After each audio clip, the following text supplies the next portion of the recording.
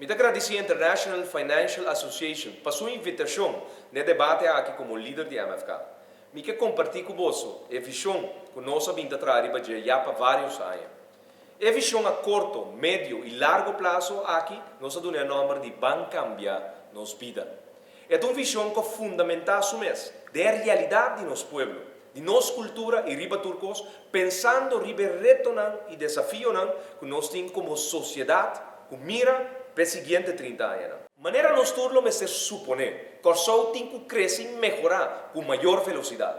O mercado internacional e incorporação de destinação nova de oferta turística e também globalização está exigindo de nós para estar mais competitivo e mais eficiente.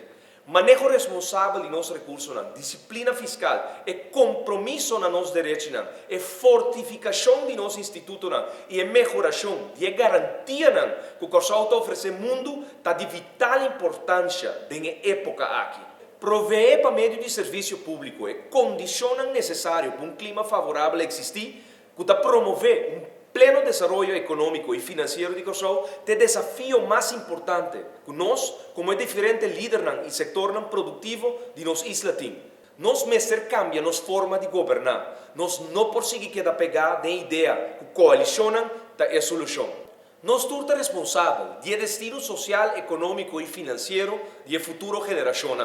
Pensei em MFK, nós assumimos o reto de cambiar nossa vida, mas además, nós estamos convencidos que está possível. Pensei nós trazer um plano de ação que está fundamentado a base de pilares de 1. Seguridade, paz e justiça.